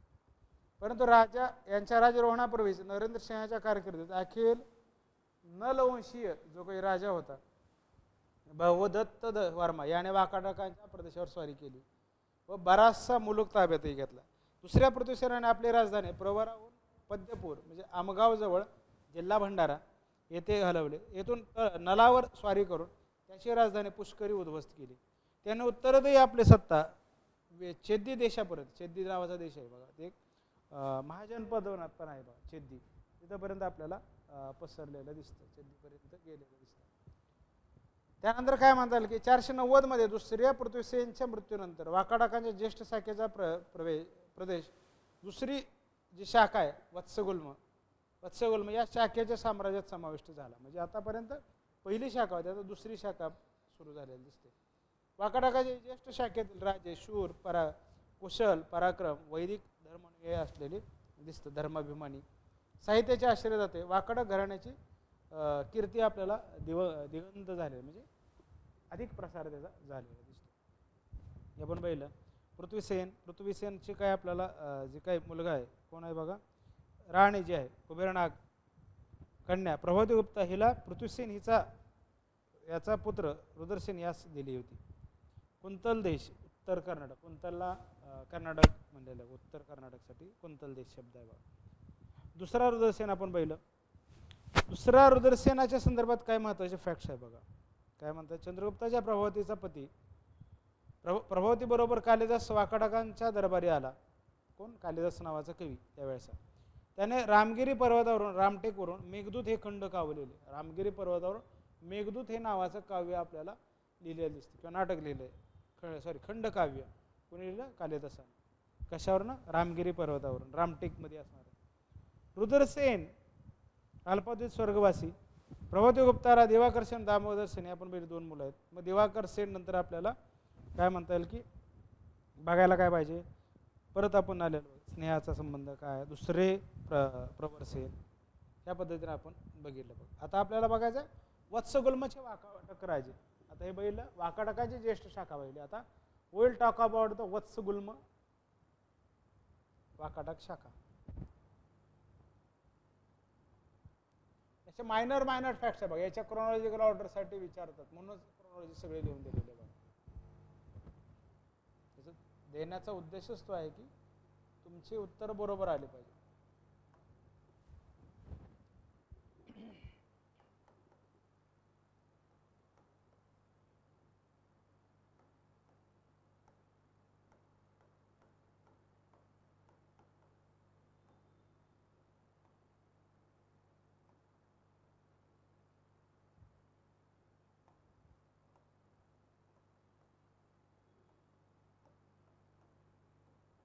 वत्सगुल्म दुसरी शाखा. त्यातला काय सर्वसेन. आपण गौतमी पुत्र पहिलं त्यातलं पहिला आहे सर्वसेन. पहिल्यापासून एक शाखेतला पहिला ओरिजिनल व्यक्ती. हा कोण आहे? सर्वसेन. कोणाचा? प्रवरसेनचा मुलगा आहे बघा. सर्वसेन हा प्रवरसेनचा असणारा मुलगा आहे. सर्वसेन हा वत्सगुल्म काय म्हणतात की 330 ते 355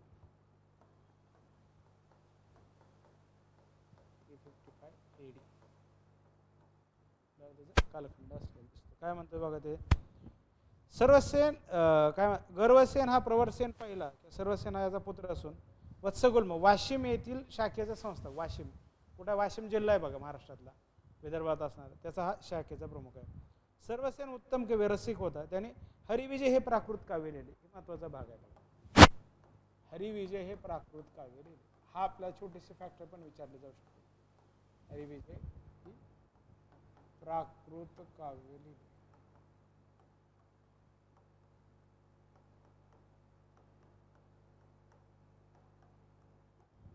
हरिविजय हे प्राकृत काव्य लिहिले. उत्तम कवी सर्वसेन नंतर त्याचा पुत्र विंध्यसेन आला.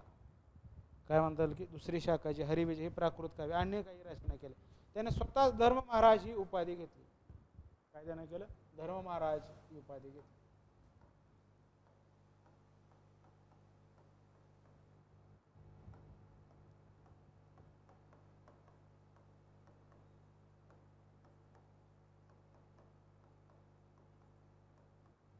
धर्म महाराज ही उपाधी घेतली. त्यानंतर आला बघा विंध्यसेन.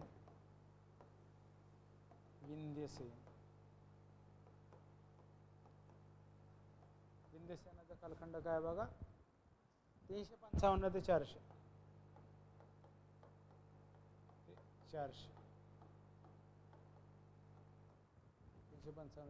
काय सर्वसेनानंतर सत्यरानंतर त्याने दुसरा काय म्हणतात दुसरा विंध्यशक्ती हे नाव धारण केले. धर्म महाराज उपाधी घेतली. दुसरा धर्मसेन आणि धर्म महाराज काय काय म्हणलेलं आहे? दुसरा विंध्यशक्ती हे नाव धारण केले. सॉरी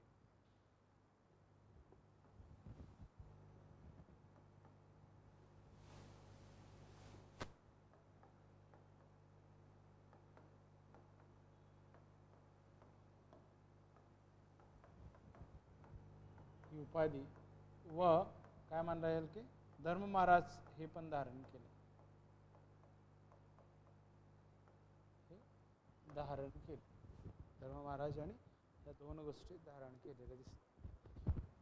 त्याने नांदेड जिल्ह्यातील काही भागावर राज्य केले. त्याच्या मृत्यूनंतर दुसरा प्रवरसेन आला. याच घराण्यातला दुसरा प्रवरसेन.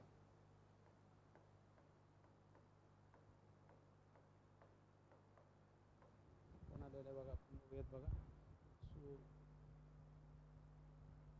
राहुल राठोड. Good afternoon. त्याचा पुत्र आला. त्याने काही प्रवरसेनाचा पुत्र पुढे नातू अरे दिसतो बघा. दुसरा प्रवरसेन 400 ते 450 असणारा दुसरा प्रवरसेन. हा उत्कृष्ट उदार प्रशासक होता. 450 मध्ये त्याचा मृत्यूनंतर पुत्र देवसेन आला बघा. त्याच्यानंतर काय 400 ते किती कालखंड त्याचा 400 ते 450 400 ते 450 ईडी. त्यानंतर आहे बघा देवसेन आहे बघा. क्रोनॉलॉजिकल ऑर्डरसाठी विचारतात म्हणून हे लिहून देतोय बघा. क्रोनॉलॉजिकल ऑर्डर कशी आहे वाकाटकांची त्याबद्दल प्रश्न विचारला जाऊ शकतो आणि विचारतात. असे छोटे छोटे घटक विचारतात बघा. 450 ते 475. तुम्ही आता जर बघितलं काही क्वेश्चन्स नेटचे तर ह्याच लाईनवर आहे बघा. छोटे छोटे जे मायनर घराणे दिसतात त्यातच प्रश्न विचारतात. पहिला पुत्र बालपणे मृत्यू पावल्यामुळे राजा झाला. ऐशावरमी असल्यामुळे त्याचा कारभार त्याचा मुत्सद्दी सचिव हस्तिभोज यानेच पाहिला. देवसेनाच्या मृत्यूनंतर त्याचा पुत्र हरिसेन आला. देवसेनाच्या मृत्यूनंतर त्याचा पुत्र हरिसेन आपल्याला गादीवर आलेला दिसतो. 5 हरिसेन. हरिसेन गुप्ता घराण्यातला कवी म्हणून वेगळा आहे बघा. ह्या ठिकाणी हरिसेन हा वत्सगुल्म या शाखेचा कुठल्या वाकाटकांच्या शाखेचा असणारा घराणा दिसतो बघा. वत्सगुल्म ह्या वाकाटकांच्या शाखेचा शेवटचा राजा 475 ते 500. हा अखेरचा महत्वाचा राजा आहे बघा. शेवटचा राजा आला गादीवर आला. हा महत्वाकांक्षी व पराक्रमी असल्याने त्याने अवंती, माळवा, कोसल, छत्तीसगड त्यालगतचा प्रदेश, कलिंग, ओरिसा, आंध्र, लाट. लाट म्हणजे गुजरात नावाचा प्रदेश. आता गुजरात म्हणतो आपण त्यावेळेस त्याला लाट म्हणायचे. पश्चिमेस अरबी समुद्रापासून पूर्वेस बंगालच्या उपसागरापर्यंत प्रदेश आपल्या आधिपत्याखाली आणला. हरिसेनचा सचिव वराहदेव हस्तिभोजाचा पुत्र हा बौद्ध धर्मीय असल्याने जगप्रसिद्ध अजिंठ्यातील 16व्या क्रमांकाचे लेणे यानेच खोदवून त्याला शिल्प चित्राकृतीने भूषविले. हरिसेनाच्या कारकिर्दीत वाकाटकां घराण्याची सत्ता व प्रतिष्ठा शिखरावर होती. त्याच्या काळात भारतातील कोणतीही अन्य सत्ता हरिसेना इतकी प्रभावशाली व विस्तृत नव्हती. इतिहासकार आळतेकर आळतेकर म्हणतात बघा काय हरिसेन समर्थ राज्यकर्ता, कुशल प्रशासक आणि ख्यातनाम सेनापती असावा. हरिसेनानंतर 1-2 राजे झाले असावेत परंतु त्यांचा उल्लेख आढळत नाही. 550च्या सुमारास महिष्मतीच्या कलचुरी वाकाटकांनी विदर्भात आपले राज्य स्थापन केले. वाकाटकांच्या राजवटीचे यथार्थ मूल्यमापन करताना एक इतिहासकार म्हणतो काय म्हणतो इसवी सनाच्या 3ऱ्या शतकापासून 6व्या शतकापर्यंत दक्षिणेत जी राजघराणी झाली त्यामध्ये वाकाटक राजघराणे सर्व श्रेष्ठ असून त्यांच्या कामगिरीने दक्षिण भारताच्या संस्कृतीवर मोठा परिणाम झाला. वाकाटक राजे कला व साहित्याचे दिलदार आश्रय जाते व वत्सगुल्म शाखेचा वाकाटक राजा सर्वसेन याने हरिविजय ही काव्यरचना केली. आपण बघितलं हरिविजय हे प्राकृत काव्य आपल्याला लिहिलेलं दिसतं. वैदर्भी शाखेच्या वाकाटक राजांच्या दरबारात संस्कृत भाषेची वराडी शैली नाव रूपाला आली. अजिंठाच्या लेण्यातील काही सर्वोत्कृष्ट गिलाव चित्रे फ्रेस्को पेंटिंग वाकाटकांच्या काळातच खोदली गेली याची नोंद घेतली आहे.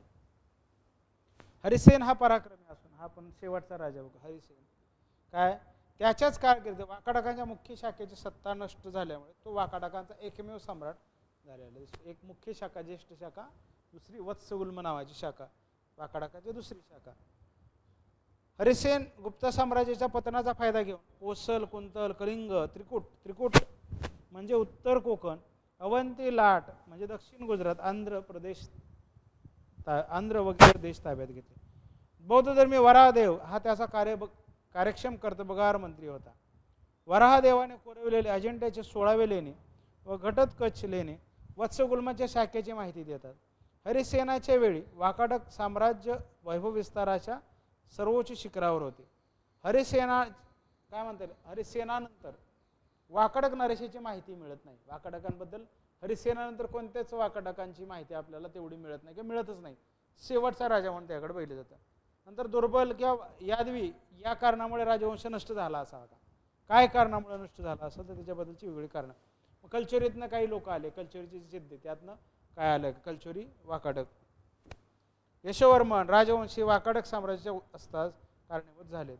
वाकाटक साम्राज्याचा पूर्ण इतिहास उजेडात आला नसला तरी ते एक गुप्त साम्राज्यासारखे वैभवशाली साम्राज्य होऊन गेले यात शंका नाही. म्हणजे तेवढंच पावरून कारण आपल्याला गुप्ता वाकाटका एज असा सिलेबसमध्ये शब्द आहे बघा.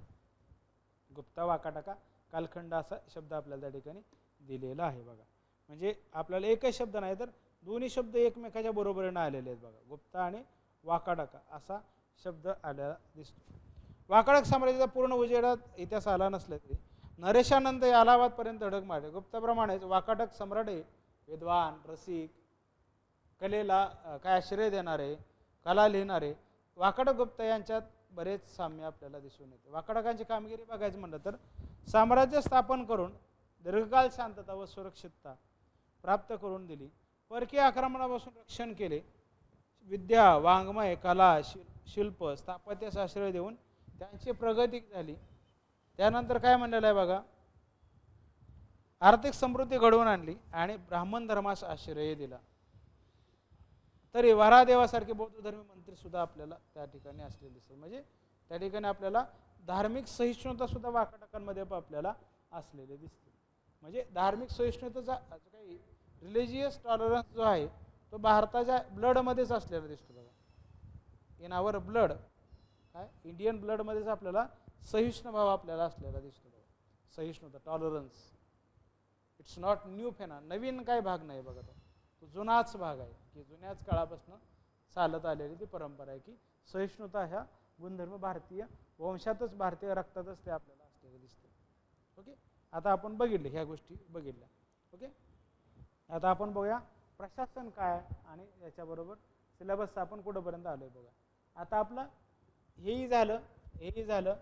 आता आपण पॉलिटी झाली सगळ्यांची, society, agrarian economy, land grants आणि revenue and the land rights. Gupta coin, land rights आपण बघायचे. टेम्पल आर्किटेक्चर बघायचे, त्यामध्ये नागर, द्रविड आणि वैसर शैली बघायची बघा. नागर, द्रविड शैली आणि वेसर शैली अशा पद्धतीची मंदिर स्थापत्य शैली सुरू झाली. त्यातनं मग टेम्पल आर्किटेक्चर कसं आलं, मग त्यात काय काय शब्द आहेत बघायचे आहेत बघा आपल्याला. त्यामध्ये कुठला आहे बघा, काय म्हणतात गर्भगृह कशाला म्हटलं जातं, किंवा त्याचबरोबर काय वेगवेगळे जे मंदिर स्थापत्य कलेचे असणारे जे काही शब्द आहेत ते आपल्याला या ठिकाणी बघायचे आहेत बघा. ओके, त्यामुळं या ठिकाणी आपल्याला प्रश्न पाहता आले पाहिजेत, प्रश्न बघितले पाहिजेत. आणि हे झालं की आपलं हर्षवर्धन झालं की आपलं प्राचीन भारत संपेल बघा. हर्षवर्धन झालं की आपला प्राचीन भारताचा कालखंड आपला संपून जाईल बघा. प्राचीन भारत जो काय आहे तो संपून जाईल. ओके, चल आपण आता त्यातलं काय इकॉनॉमी, सोसायटी अँड पॉलिटी हा घटक आता वाकाटकांचा गुप्तांचा बघूयात बघा. किंग काय काय त्याच्यामध्ये सांगितलेलं आहे बघा, त्यामध्ये बघूया बघा. ॲडमिनिस्ट्रेशन अंडर द गुप्ता, गुप्तांच्या काळात असणारं प्रशासन कसं आहे, काय आहे ते आपण या ठिकाणी आता बघूयात बघा. समजले का इथंपर्यंत बघा. प्रशासन कशा पद्धतीचं आहे ते आपल्याला पाहायचं आहे बघा. केंद्रित प्रशासन आहे, त्यामध्ये मग काय काय आहे केंद्रित प्रशासन, कोणत्या कोणत्या गोष्टी आहेत त्या ठिकाणी आपल्याला बघणं गरजेचं आहे बघा. काय बघा, king, the king remain the central figure of administration. राजा हा केंद्रस्थानी आहे बघा. राजा हा प्रशासनाच्या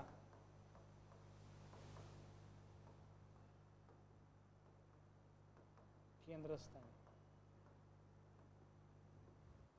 However, there was a considerable change in the character of monarch. You find that Gupta monarch adopted high-sounding titles like परम भट्टारक. काय काय टायटल घेतले बघा, परम दैवत टायटल्स आणखी घेतले आणि टायटल आपल्याला गुप्तांनी घेतलेले दिसतात बघा. मौर्य प्रशासनापेक्षा गुप्त बरेच भिन्न असले तरी भिन्नतेपेक्षा एकता आढळून येते. संपूर्ण साम्राज्याला राज्य, राष्ट्र, राज्य, पृथ्वी काय म्हणतात, राष्ट्र, राज्य, पृथ्वी राज्यकारभारासाठी साम्राज्याचे अनेक लहान मोठे प्रांत पाडले. प्रांतांना भुक्ती, देश आणि त्याचबरोबर काय म्हणलेलं आहे बघा, भुक्ती, देश आणि प्रदेश वगैरे नावे होते. प्रत्येक प्रांताची जिल्ह्यात विभागणी केलेली दिसते. प्रत्येक प्रांताची जिल्ह्यामध्ये विभागणी केलेली दिसते. जिल्ह्याला भुक्ती म्हणलेलं आहे बघा. प्रत्येक प्रांताची जिल्ह्यात विभागणी केलेली बघा. आणि जिल्हा यासाठी वापरलेला शब्द आहे बघा, भुक्ती.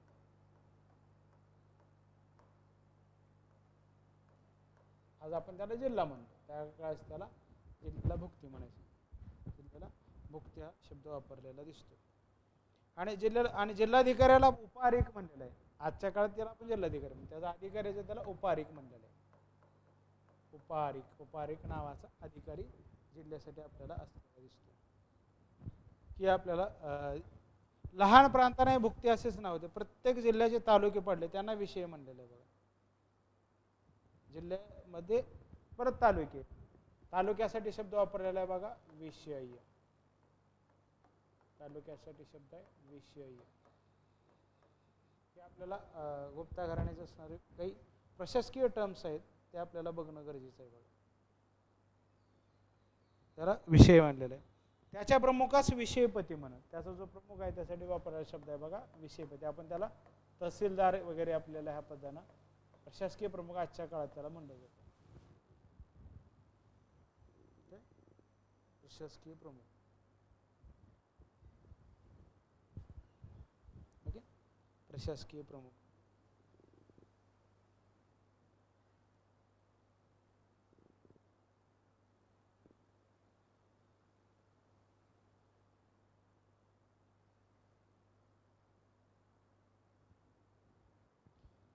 पुढं काय विषय, त्याच्या प्रमुखास विषयपती म्हणत. लहान जिल्ह्यासाठी विषय असेच नाव होते. प्रत्येक तालुक्याचे लहान मोठे भाग त्यांना पूर, मंडळ, भोग, ग्राम, आणखी काय प्रशासकीय टर्म आहेत बघा, पूर, मंडळ, ग्राम, भोग या प्रशासकीय टर्म्स दिसतात. पूर, मंडळ, ग्राम, भोग या प्रशासकीय टर्म्स आपल्याला त्या ठिकाणी असलेले दिसतात.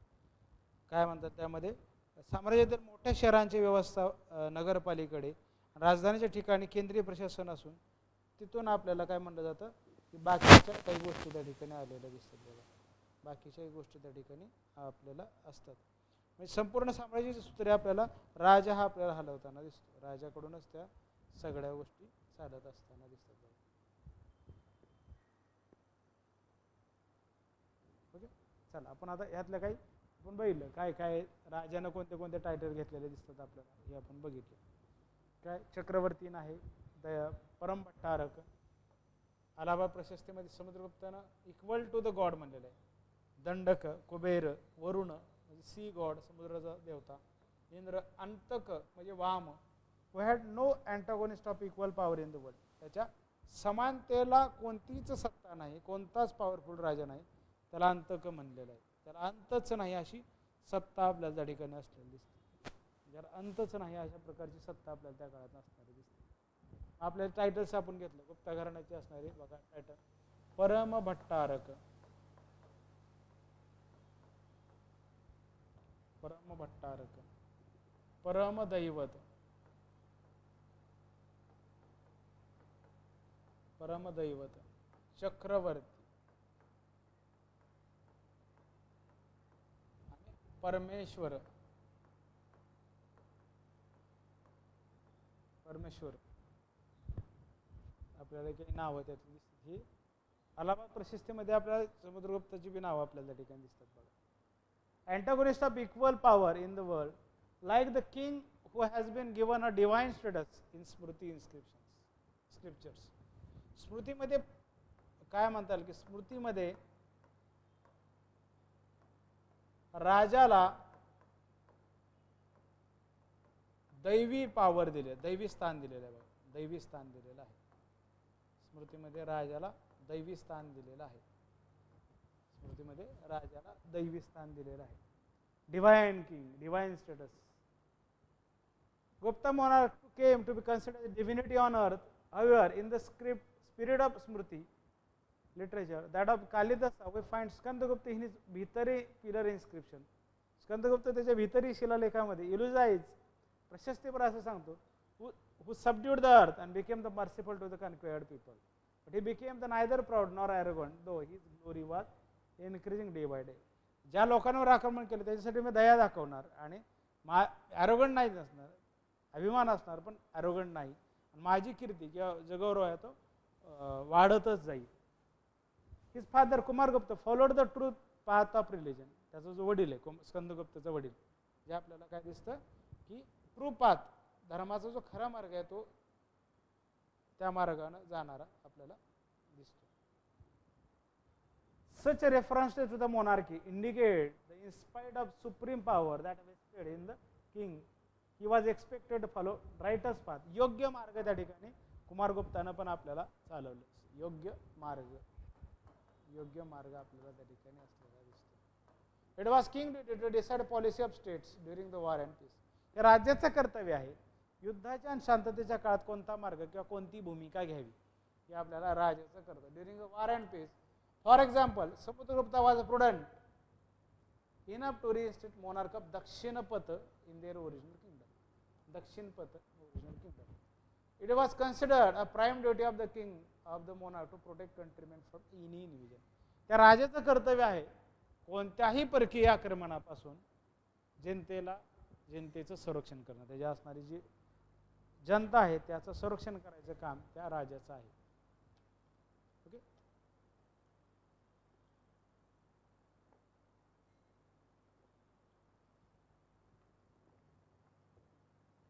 उद्याच्या लेक्चरमध्ये आपण गुप्ताची पॉलिटी, इकॉनॉमी अँड सोसायटी हा घटक बघूया. आज आपण वाकाटक आणि गुप्ताचा शेवटचा जो काही भाग आहे तो बघितला बघा. गुप्ताचा वाकाटक आणि जो काही भाग आहे तो बघितला. उद्याच्या लेक्चर्समध्ये आपण काय म्हणता येईल त्याला तो भाग आहे तो बघूयात बघा.